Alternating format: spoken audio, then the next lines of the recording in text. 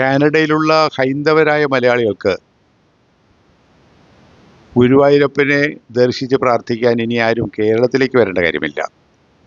നിങ്ങൾക്ക് കാനഡയിൽ തന്നെ ബ്രാംപ്റ്റൺ എന്നുള്ള നഗരത്തിൽ അതിമനോഹരമായൊരു ഗുരുവായൂരപ്പ ക്ഷേത്രമുണ്ട്. നമ്മുടെ ഇവിടെ ഗുരുവായൂരപ്പ ക്ഷേത്രത്തിലുള്ള അതേ പൂജാവിധികളൊക്കെ അവിടെയും നടക്കുന്നു. അവിടെ നിർമ്മാല്യമുണ്ട്, വാകച്ചാർത്തുണ്ട്, പ്രഭാത പൂജയുണ്ട്, ഉച്ചപൂജയുണ്ട്, അത്താഴപൂജയുണ്ട്.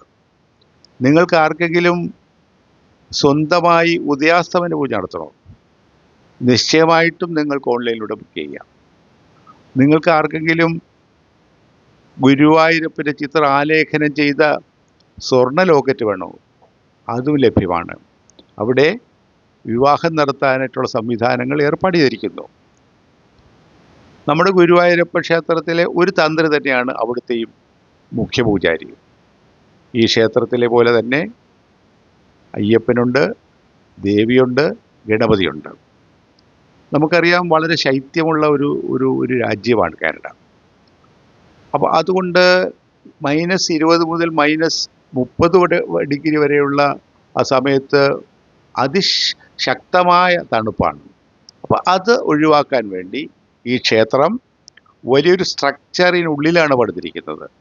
അതുപോലെ തന്നെ ചൂട് ആ സംവിധാനത്തിൽ നിലനിർത്തിയിട്ടുള്ളത് കൊണ്ട് ആ ശൈത്യകാലത്തും ഭക്തജനങ്ങൾക്ക് അവിടെ വന്ന് പ്രാർത്ഥിക്കാനായിട്ടുള്ള സംവിധാനങ്ങളുണ്ട്. അതുകൊണ്ട് കാനഡയിലെ മലയാളികൾ ഇനി ഗുരുവായൂരപ്പനെ കാണാൻ വേണ്ടി ഗുരുവായൂരിലേക്ക് വരേണ്ട കാര്യമില്ല.